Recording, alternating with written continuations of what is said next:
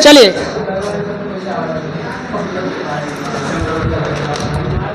देखिए, बायो-सेवर्ट नियम के मदद से एम्पियर का परिपथीय नियम हमें ड्राइव करना है। बायो-सेवर्ट लॉ कहता है अगर इनफाइनाइट लेंथ का कोई तार है तो उसकी वजह से जो चुंबकीय क्षेत्र की तीव्रता आएगी वो μ0/4π इंटू 2I/a। अगर आप a रेडियस मानते हैं तो a की जगह पर r रख लेना, और जो एम्पियर परिपथीय नियम है, एम्पियर सर्कुलर लॉ है, वो B.dl integration of B.dl μ0 into I enclose के बराबर होता है। अर्थात इस बात से हमें इस बात तक पहुंचना है।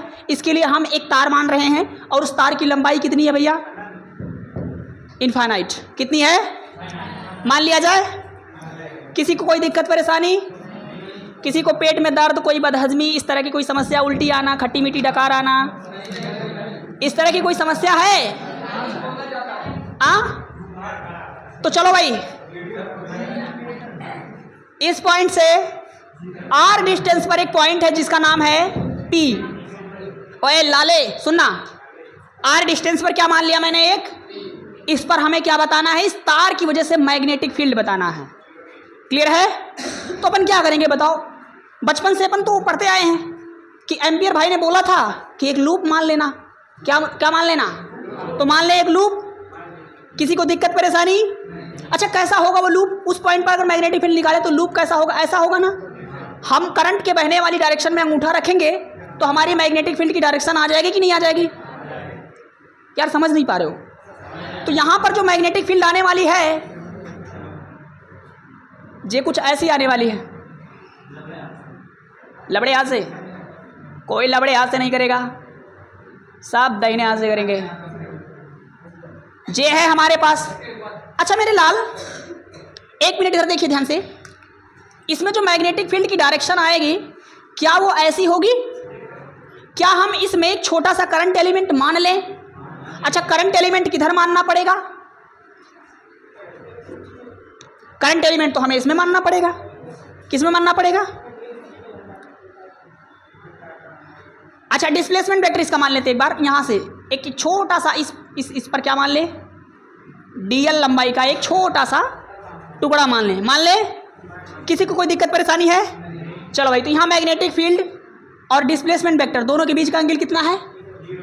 0 डिग्री है। तो अपन क्या पढ़े हैं? इस फार्मूले को लगाइए। यहाँ से शुरू करना बात। चूंकि B बराबर μ0/4π इंटू 2I/a की जगह पर यहाँ कितना है गाइस? क्या इतनी बातें समझ में आती हैं? अरे बोलो ना, ये बात आप समझते हैं।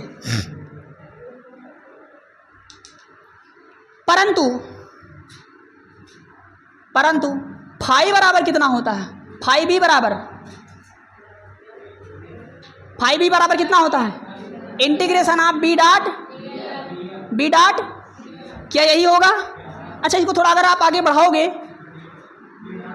तो आ जाएगा B dot BDL cos theta, और कॉस थीटा की जगह पर क्या रखना होगा? BDL कॉस 0 रख दें। ठीक है साहब।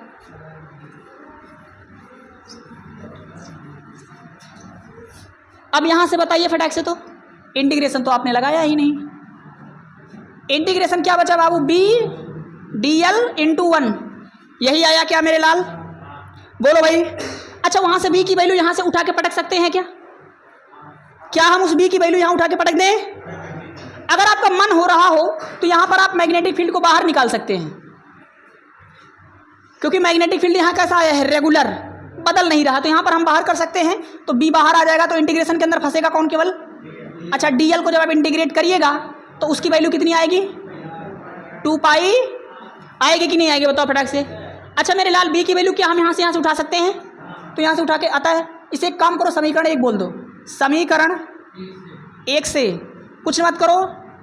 B dot DL integration B dot DL की वैल्यू आई है B इंटू 2πr। बोलो भाई। अच्छा, B की वैल्यू वहाँ से उठा के लाओ, तो μ0 इंटू 2I/r इंटू क्या है ये मेरे लाल? 2π।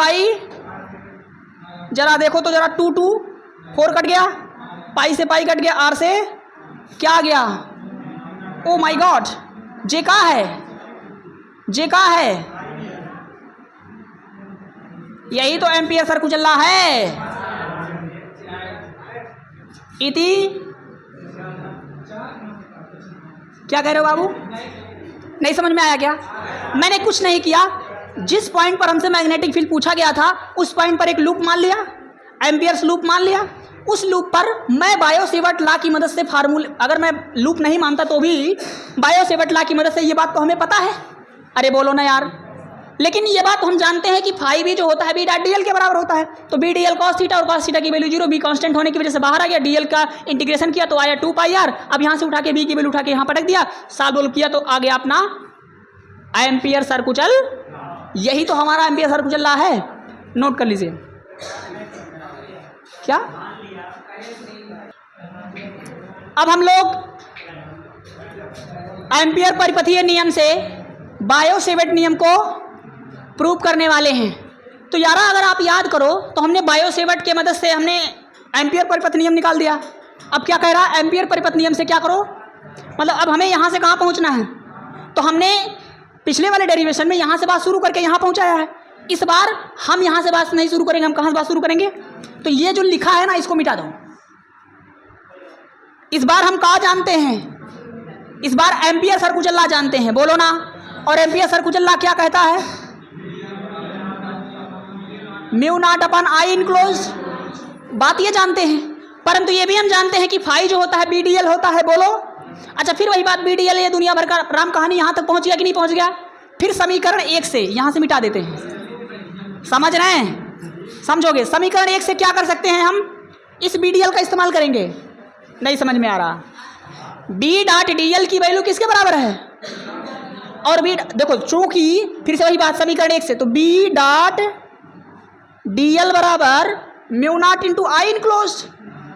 लेकिन बी डॉट डी एल की वैल्यू निकाल के हम कितना लाए हैं, तो बी इंटू बराबर म्यू नॉट अपान इंटू आई।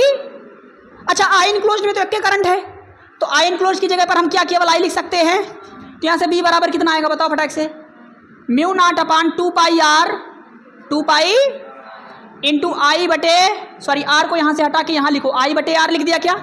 अच्छा 2 से ऊपर नीचे गुणा कर सकते हैं अच्छा बनाने के लिए। तो बी बराबर कितना आ जाएगा, mu not upon 4 pi into I but 2 आई बटे, क्या सिद्ध हो गया, इति सिद्धम।